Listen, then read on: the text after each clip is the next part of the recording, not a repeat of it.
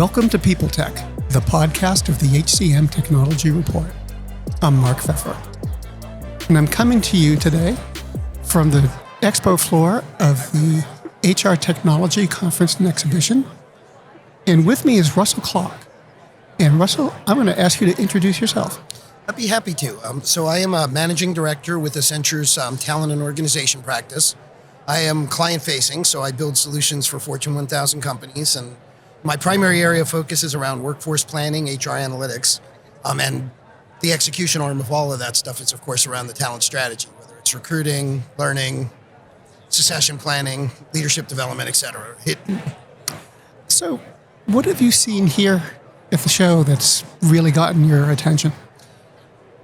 I'm going to go outside of the vendors for just a second, and I'm going to say it feels like this switch that's been coming for about 10 years in the profession to a data-driven profession where the analytics inform whether it's recruiting or any of the other functions, feels like we finally got there.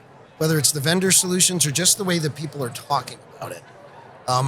One of the things that it appears happened during the pandemic is that small percentage of HR professionals that were never going to make the pivot to a more strategic and data-driven profession retired, moved on, I don't know. And the next generation of leaders, the ones that are here and the vendors that are offering solutions to them, regardless of which vendors they are, the talent marketplaces, the recruiting, ATS systems, the core systems, all of them start the conversation, which is, this is the data we can get you to, these are the kind of analytics we have, and then these are the kind of solutions that it gives you. And as a workforce planning guy, it warms my heart, right? Because it's about what skills when, and what does the person have to look like, and then we can back into all of the other things.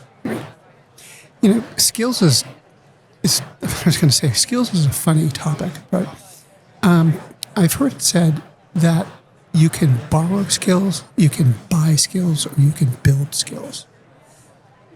I would agree with that. I would say depends on the skill. You can automate them too. Not. There's still plenty for the humans to do, but the stuff that was repetitive, or the stuff that was dangerous, right? If you run mines, who wants to be the guy putting the dynamite in the mine? So from true robotics to RPA and machine learning and some of these things I can do, I take the simpler skills away. I upskill people, which gives them greater career opportunity and it gives them higher salaries, and so it's a win-win. They look different, but I think there's a core focus on it's not about the jobs, it's about adaptability, and it's about the ability to pick up new skills and to enhance the ones that you have. And then what we've seen, whether it's our friends where we're sitting here at Fuel 50 or all of their competitors and others, is we've seen this ability to use AI to get away from that, here's what I think I'm good at and my boss agrees or disagrees with me survey mechanism, and we're using AI to get after what do I really know and what don't I really know, and maybe it's not perfect, but to what depth do I know it? And then from there, the learning, or if I can't teach it and I need to find new workers, the recruiting, like I said before, you can back into it. Right? It'll give me a number. Now I need to go hire 300 people and I need to hire 25 this quarter and 100 next quarter, and I know what they're going to look like.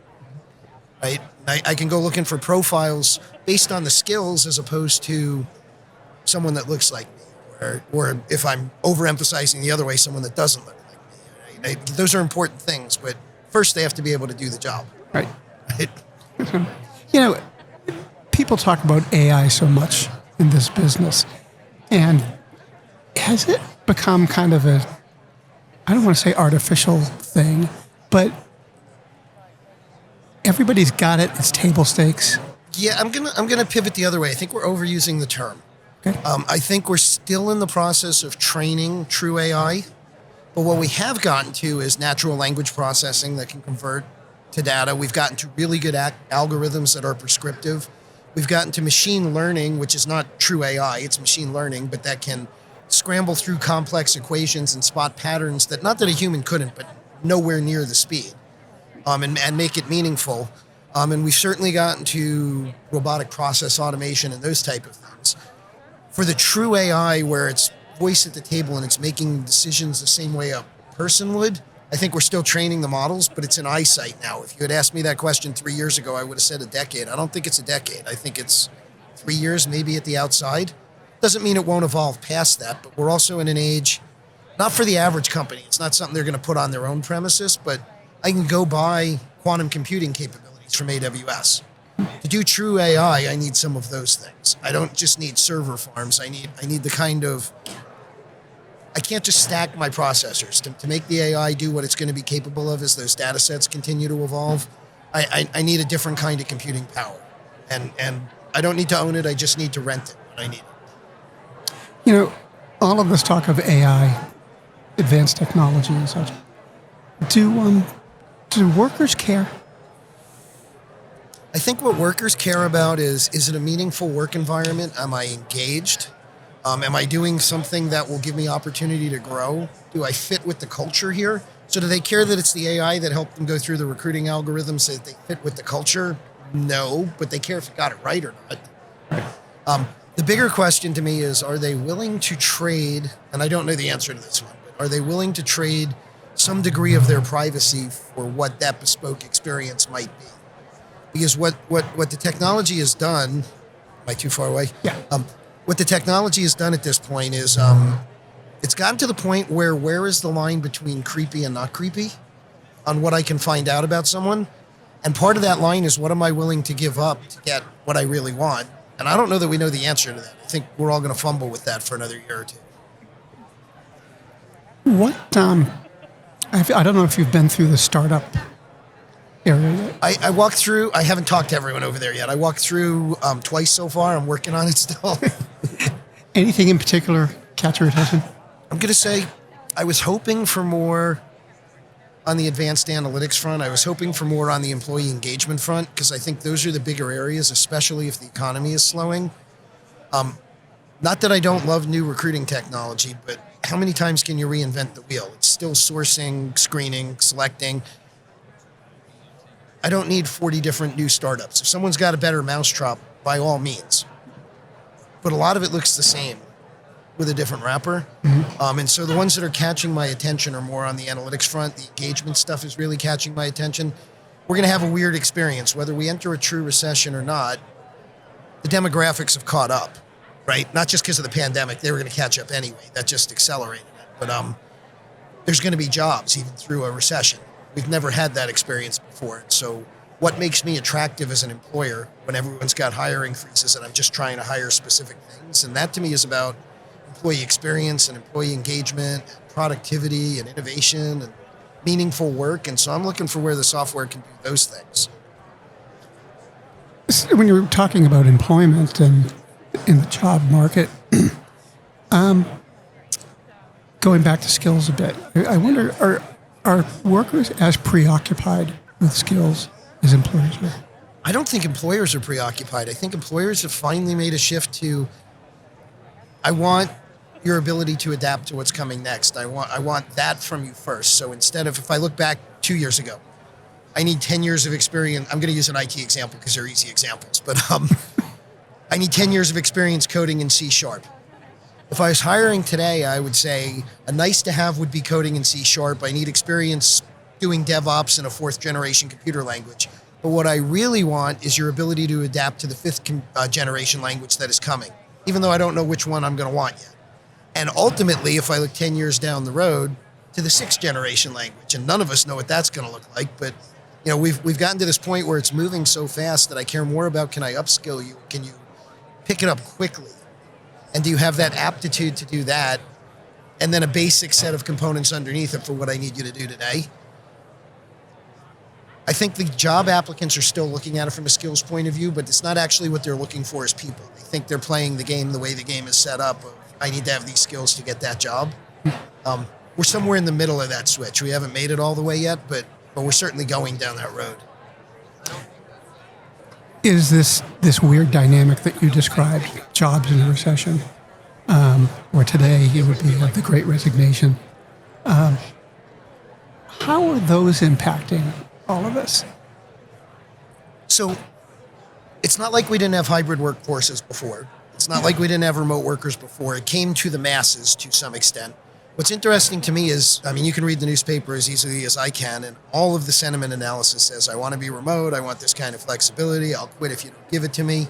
I don't doubt that's what people are saying, but if you dig the next click down and you go after the quantitative data, not just the qualitative sentiment analysis, what you find is companies that are back in person with flexibility, 2 to 3 days a week, 6 hours on each of those days, and they're getting those in-person interactions, 30-40% lower turnover, 10 to 15% higher productivity.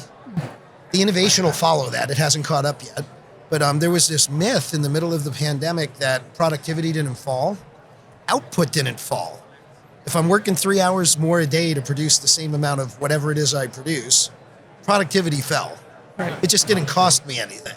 Right. Right. And so I think that trend will continue and accelerate. I think we're going to see some really cool analytics in the next year or so of, I need John and Jane to be in the office together, not because I need them to meet. I need them to bump into each other in the hallway every now and again, because it's those 5-minute conversations we lost. I have an idea. Can we spitball this? Right? Where real work gets done, with all respect to Teams and Zoom and all the rest of them, decisions get made in meetings. Work doesn't get done in meetings. And we need to do the work.